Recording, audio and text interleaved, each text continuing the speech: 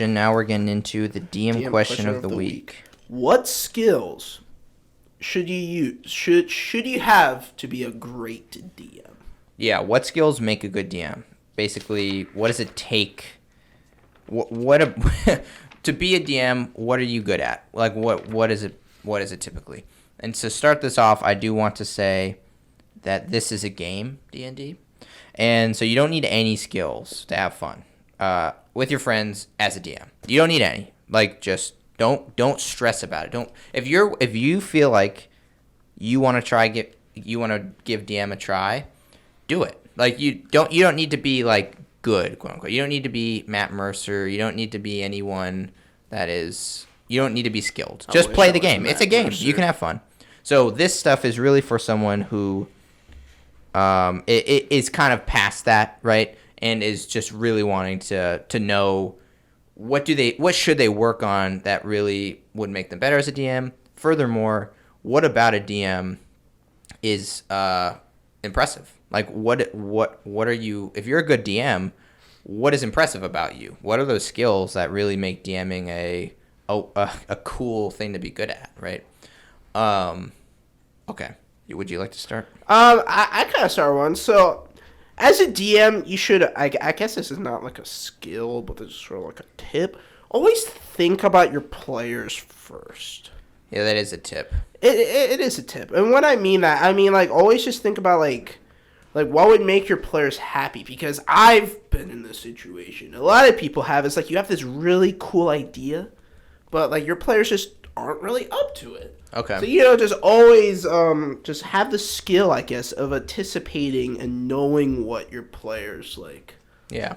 Like what your players would like to see in a D&D world. Maybe add some rare elements.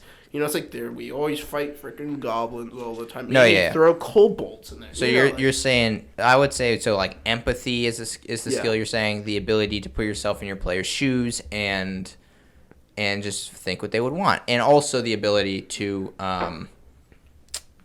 be selfless a lot of the times, or not be selfish, and because you have the power to make this game whatever you want, so it takes restraint and selflessness to make sure that your players are also, it's a game they also want. And so so a skill there is empathy and selflessness. Mm-hmm. Okay, I got a couple. I kind of like numbered them off. First one I put was storytelling.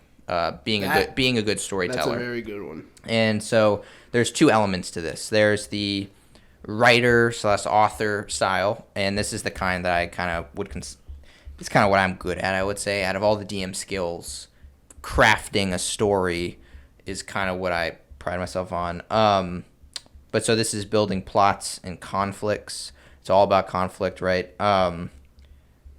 And so including in this is like your imagination and making sure there's progression in your stories. Like, you don't want them to be stagnant. There's all these things that go into crafting a cool story, right? But the second part of being a good storyteller, the part that is special with being a DM, which would also be true for, I guess, just telling stories around the fire. But it's basically how do you portray your story verbally? You're not writing it, really. You're playing it out. So this includes using tone and voice to like evoke emotion when you're describing things, and just really doing a good job with your like cadence and your vocab. Stuff that just really can heighten how your players feel when they're playing in your world, right? Because if you're just saying like, oh, it's sunny, right? It's okay, it's sunny. But if you can be good at DMing by saying like, the warmth of the morning air, makes you feel energized, or whatever. Being able to do that is a skill. Right. And so storytelling, I would say, is the first one I would give. I mean, storytelling is very good to have, because if you don't really have storytelling, it's like, the rock comes in. Yeah, that's descriptions. But also, you don't want to be bad at coming up with plots, because then it's like, Oh, Wait, so- what are we just fighting things? Like, what is the story? You know what I mean? Like, Wait, so we're just chopping down trees? It's like, yep, it's Minecraft Simulator. Minecraft. Yeah, but let's say it's like, oh man, that was a fun fight with a Hydra. Oh, that was a fun fight with a tree, and oh, that was a fun fight with a Chimera. And it's like, wait, why are we're just fighting monsters, right? Like, sure, maybe obviously all of these things are subjective, but most of the time you want to have fun fights that also all piece together and create this big long story, which is hard because you're making it as you go. You don't get to sit down with like a book and rewrite the beginning. The beginning has been told, so now you know. Yeah. I have a pretty big one, sort of. This is probably one of the hardest ones for most DMs, and it is the rule of acting in your world. Role playing. Okay. Yeah. Or voice acting, I guess, sort of. Yeah. So what I mean by that is like it makes the game so much better if the DM has a certain personality for the main NPCs. Of course, you can't just come up with one on the fly. You can. With like peasants and squirrels. Yes, you can. Well, I guess you can. That's part of the skill. But yeah, it's hard. As I say, it's very difficult. So if you have a good skill with that, it makes the world so much more. It's hard for me. Some people it comes very easy. That's my kryptonite right there. Voice acting, I need to work on it. I'm not the best, but like I have some good ones, you know. It doesn't even have to be with the voice too. Like maybe they got quirkiness. Maybe they just get, you know, like twitchy sometimes. Right? They just want to kill someone. You know, just like stuff like that, or like I don't know. Maybe they just like to tap things a lot. Yeah. But so the skill you're proposing is acting. But yeah, just acting in general just makes it, even if it's like weird, you're playing D&D, so what do you expect? Yeah, and having like a diverse kind of array of characters you can pull out. And that just takes practice. Yeah, exactly. And so basically, you know, and just skill though. Always have, it is a skill. It is definitely a skill. Like that's why Matt, I know people that come so easily. It's like crazy. It's like they can pick up a new voice like instantly, and I can't even do like a British accent. All I want is a good Scottish accent. God dang. Yeah. Just one of my dreams. Scotland forever. Only a man can wish. Yes. Yes. Okay, so we're sitting at empathy, selflessness, storytelling, and now acting. Mm-hmm. So my second one is being able to improvise. So improvisation. Yes, I am actually pretty good at this somehow. Yeah, you have to be good at this to be a DM because your players are. I mean, you don't have to. Again, if you don't think you're good at it, you can still DM and be fine. It's just the game it's impressive when you're doing all these things as a DM, and you're not only doing them with practice, but you're just doing them on the spot. You're able to think on your feet to such an extent that you can pull out a good character, right? Exactly what your players want. It fits into the story well, all just right out of the gate. That's crazy. I mean, being a good DM is impressive, and I think majorly because it's all happening real time. Like you have to come up with it on the spot because you're interacting with players. You know, they're gonna do things you don't expect, and as a good DM, it's impressive to be able to just fire back with something that's cool, right?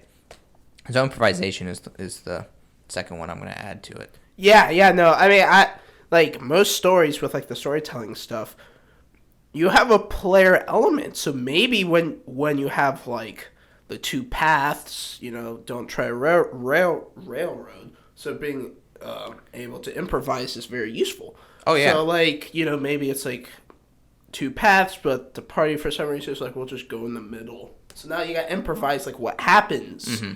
You know, right? So it is a very good skill. And some people are very confident in their ability to improvise because it is a skill, right? And other people do a lot of prep. And, I mean, you want to do both. You want to do prep and improvise because the more you prep, the easier it will be to improvise. Like, if you know your world, you can improvise it really efficiently and effectively real quick. If you don't know your world, it's much harder to improvise and come up with stuff on the spot. So you can definitely prepare. But once you've prepared, that can really help you out with your improvisation. Right. Especially if you're not naturally good at improvising, more prep will help. Exactly. And that's what I do. That's totally what I do. Yeah.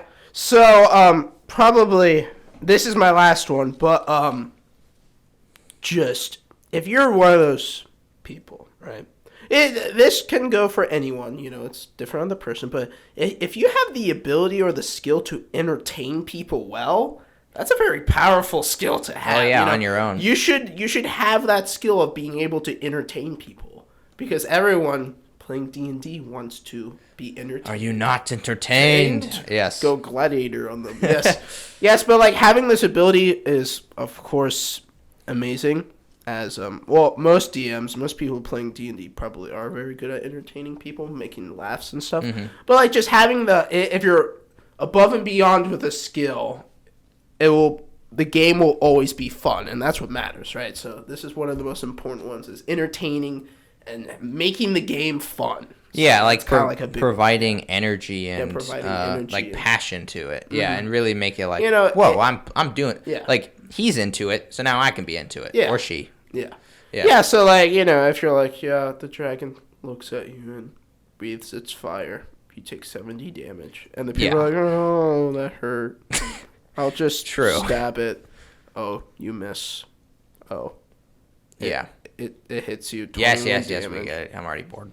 All right, so my last one is being able to balance flexibility and rules. Balance is the key of the universe. Yes, as all things should be. But so this one I think is really important, and it also can be subjective. So you can definitely have a broken game where like the rules are out the window and you're still all having fun. Totally fine.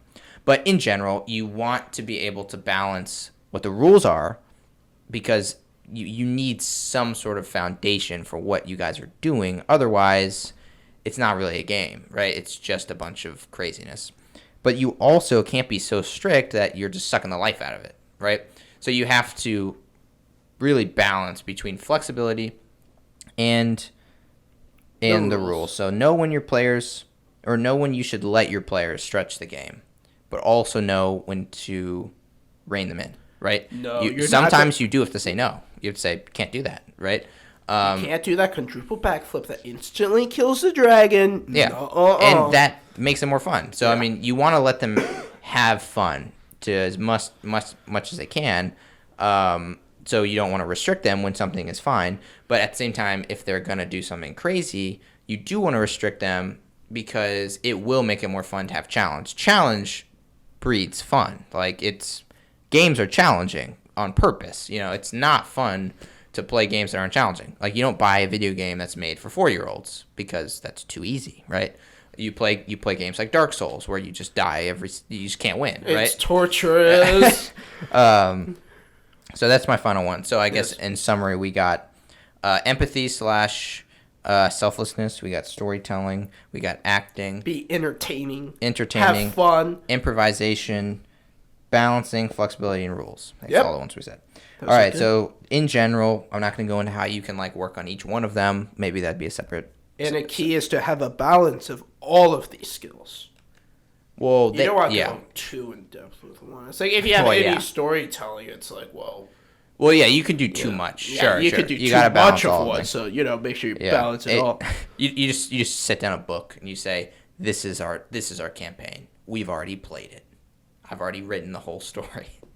Yeah, no, you gotta gotta mix it. Yep. It's like I want to go in this hallway. Nope, the book says you go into that wouldn't be good for the story. No.